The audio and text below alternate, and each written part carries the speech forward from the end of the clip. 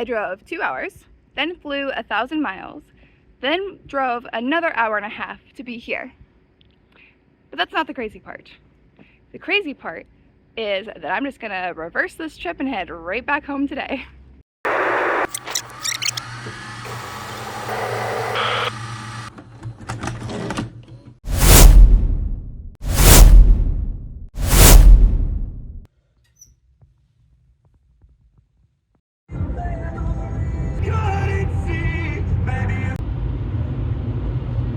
Okay, so I feel the need to address this right off the bat before I start getting the must be nice comments, because we all know that's coming. So I want to be very realistic about this. I do get to travel a lot for work, which is wonderful, but this whole like jet setting on a Tuesday to go look at rocks, while it's very on brand for me, it has a very like big reason behind it. I don't just go like randomly on a flight just to go look at rocks. A couple months ago, Southwest had a companion pass promo where if you took a flight in April or May, you got a promotional companion pass for August, September, and part of October, I think. I don't know. Anyways, which means that a companion flies with you basically for free. They just pay taxes and fees. So, that being said, August, September, October are my favorite months to travel. And I already have plans in place to travel pretty extensively during those months. So if I could have someone fly for free with me during those months, having that companion pass makes sense. So Vegas was the cheapest flight that I could take in order to get the most bang for my buck out of that companion pass, and that's why I'm flying to Vegas on a random Tuesday to look at rocks. I just want to be very real about all of this. I know like the titles will look clickbaity, and the intro was like going to look at rocks, which I am. But there is a whole reason behind it. I just want to be like very real about like what's happening and why I'm doing this. Even though it's a lot of fun to pretend like, oh yeah, jet setting on a Tuesday. So that's the reason.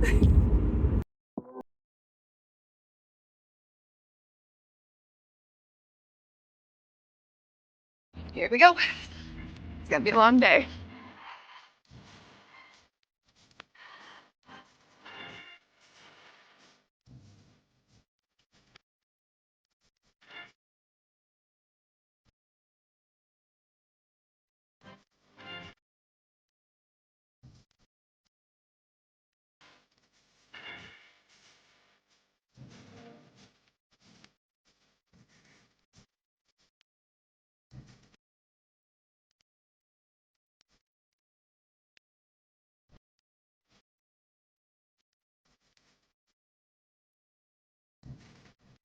Alright, now that we're stuck in traffic, on top of everything else, I'll tell you about today, because it has now gone from a fun little outing to a speed run, okay? We are speed running this. And it's going to be really interesting, and I'm not sure if I'm going to get to everything that I would like to get to, but you're never going to know, because you're just going to see what's on the video. Alright, so there's several options to do when I was thinking about what I wanted to do today. In the short amounts of time that I had, and it's weighing like the benefits of content versus costs. As most of you know, my channel's not sponsored or anything, so I'm like, obviously I can't go full baller, because the very first option was a helicopter ride through like the Grand Canyon and stuff. It was like a full day thing. I would have taken the earlier flight and the later flight, but it was really expensive, and I think it would have been the best content wise and most fun, but it was a little bit too baller. The second option was to just sit in the lounge and work all day, which would have been the most cost-effective option, but I wouldn't have gotten any content from it, unless you all want to watch me work in a lounge and just try a bunch of food, I guess, because the pancakes I had this morning were delicious. So there's that. Then the third option was kayaking at Emerald Cove, on Lake Mead. It's super cool.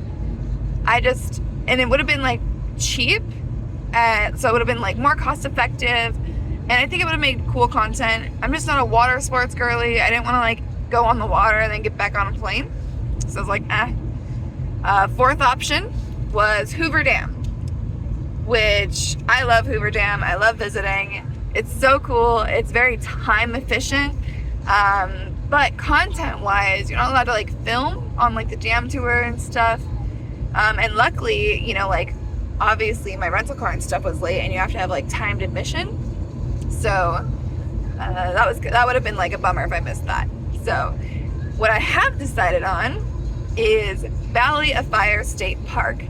And the goal initially was to do the Fire Wave, Seven Wonders, and White Domes loop, which is on all trails.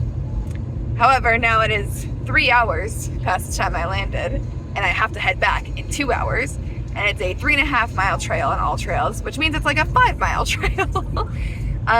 So we're gonna get as much done as we can. I'm not gonna promise to show you like everything, but we're gonna do what we can. We're gonna speed run it. I've got my hiking backpack all filled up. I also have some other content that I have to create while I'm here. So we're gonna do the best we can here. Valley of Fire State Park is located just outside of Las Vegas by about an hour to an hour and a half, depending on traffic. For those willing to venture beyond the bright lights of Las Vegas, this beautiful state park is a treasure trove of wonder. It is world-renowned for its 40,000 acres of bright red Aztec sandstone, which I'll talk about in a little bit, nestled in gray and tan limestone. It contains plenty of hiking opportunities, beautiful scenery, camping, ancient history, and more. A rough road was built through this area in 1912 as part of the Arrowhead Trail connecting Salt Lake City with Los Angeles. This road allowed people to travel through what became known as the Valley of Fire. In the 1920s, the name was coined by a AAA official traveling through the park at sunset. This person purportedly said that the entire valley looked like it was on fire, hence the name. Very original. It was also during the 1920s that the archaeological richness and recreational possibilities of the area were recognized, and about 8,500 acres of federal public domain, the original Valley of Fire tract, were given to the state of Nevada. On Easter Sunday in 1934, Valley of Fire was formally opened as Nevada's first state park. However, the park didn't receive its legal designation from the Nevada State Legislature until the body convened in 1935. This is terrible of the visitor center. There's a heat warning today. It's 95 degrees. And going into this canyon, it says heat warning, you might die. Like straight up on the sign. So I will already tell you that you need to plan a lot more time than I did for this, especially if you want to do the Fire Wave 7 Domes Loop Trail. So the speed limit in the park is 25 miles an hour. So you gotta make sure you compensate for that. There's usually a line at the ranger station.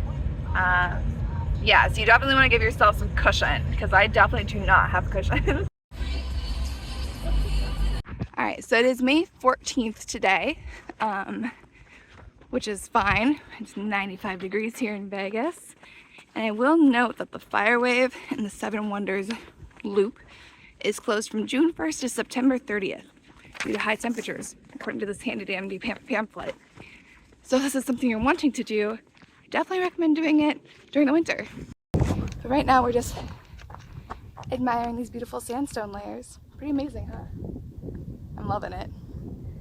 It is very hot, so I have my sun shirt on, my sunscreen, my hat, trying to keep myself protected, but who wants to make bets that I still get sunburned?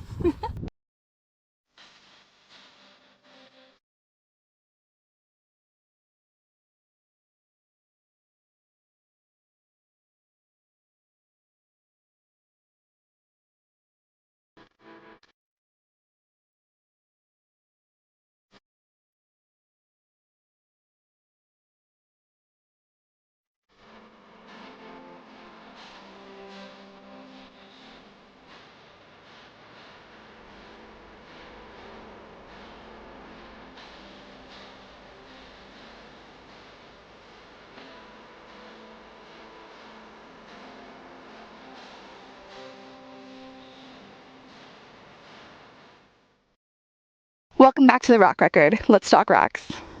So by now you're probably wondering, Jess, why on earth are you hiking to this mound of rocks, full long sleeve gear when it's 95 degrees out, just to see this?